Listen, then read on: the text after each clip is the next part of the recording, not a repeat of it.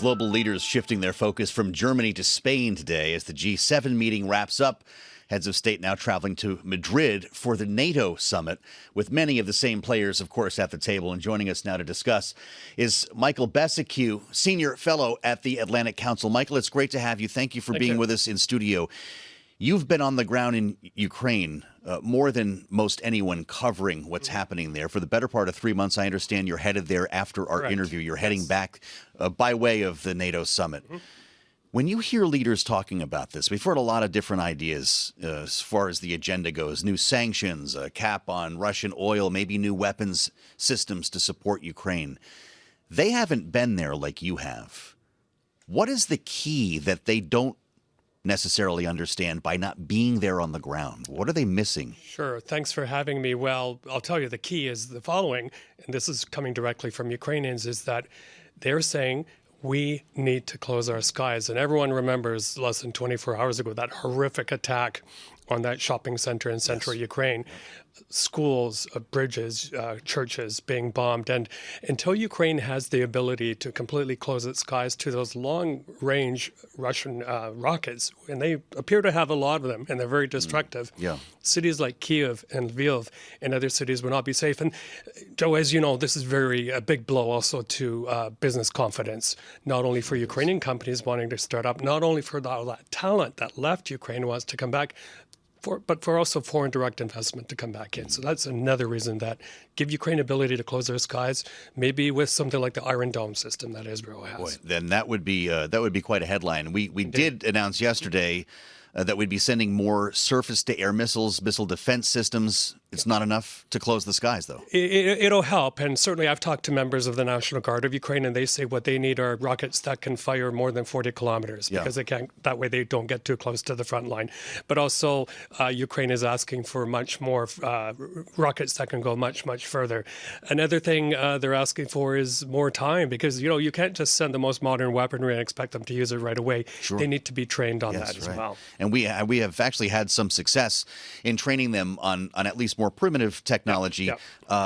This brings us back to the conversation about the MiGs. That was months ago. It was also months ago that President Zelensky addressed the joint session of Congress and made the case for it, even writing on the screen, close the skies. Well, they never got the MiG-29s, at least that I'm aware of. They got some other fighter jets. There was a little bit of gray area on exactly what they had received and from where. Would those jets have made a difference? Would they now? Oh, absolutely. And, the thing about the MiGs, of course, is that the Ukrainians are familiar with them. They're familiar with the technology. They can use them almost straight away. The problem is that countries like Poland and others who donate to or sell these MiGs to Ukraine, they have to have the backfill. And that requires assistance from United States and other Western allies. It boggles the mind why they haven't done this because the Russians have had pretty good air superiority, not what we expected, but still, they're able to still fly in helicopters and jets into Ukrainian airspace. Right. I want to ask you about getting back into Ukraine. This is where you're headed after you and I talked today. How difficult is it to get in the country? It's very difficult. It's actually very difficult to get out. And getting out, I left about a month ago with another TV crew, and we filmed, Joe, a lineup of about 24 kilometers of trucks waiting to cross from Ukraine into Poland. And the reason I'm told this is happening is the Poles have instituted very strange checks on the trucks.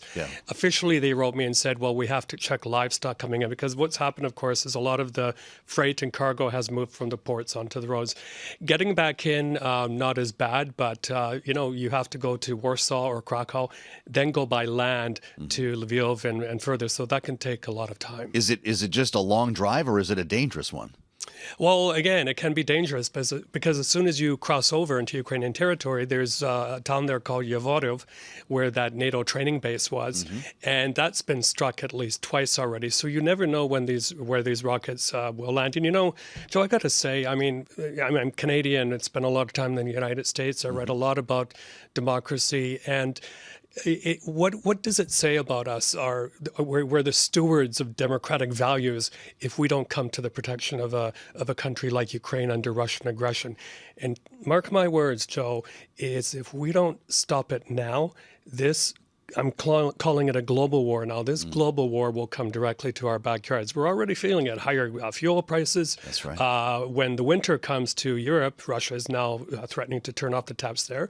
Putin has weaponized migration and also food. It's a real mess. Do you right see now. this war spilling over Ukraine's borders? Is that what's driving you to feel that way? I do. And I think in Kiev, the officials there feel the West just doesn't get it, that Western leaders haven't grown the spine to stand up to Mr. Putin. Wow. So what you're going to see is happening is micro-alliances being formed with the Polands of the neighborhood, of the Baltic states. And that may dilute the effectiveness or the unity of NATO as well. But let there be no mistake, there's talk about that in Kiev right now. That line of vehicles you described, Yeah. trying to get out of the country, is that not a target? Oh, absolutely. As well, Joel, the weaponry coming in from the West has to come in by land. And the Russians have become pretty adept at figuring out which train routes are being used and that sort of thing, where they're being stored. But Ukrzaliznytsia, the state-owned rail company, is really good. I spent a day with them, really good at rebuilding bridges and railroad tracks to get people and cargo and weaponry moving quickly. Where will you be in the country? So I'll be in Lviv as a base, and I'm going to stay there for the long term, but I'm also going to travel to Kiev, obviously, and further to the areas that have been bombed out. I mean, just quickly, I was in Chernihiv before I came here, and Joe, I've been to a lot of disaster areas. This was a combination of a hurricane, a wildfire, and a war on top of that. That's how bombed out it was. Yeah. Terrible. Terrible indeed, but remarkable to hear your firsthand account. Michael Bociurkiw, I appreciate your time very much here with the Atlantic Council, speaking with us on Balance of Power. Coming up, Jay Timmons, the president and CEO of the National Association of Manufacturers, on supply chains and how those issues are affecting manufacturers around the country. This is Balance of Power on Bloomberg TV and radio.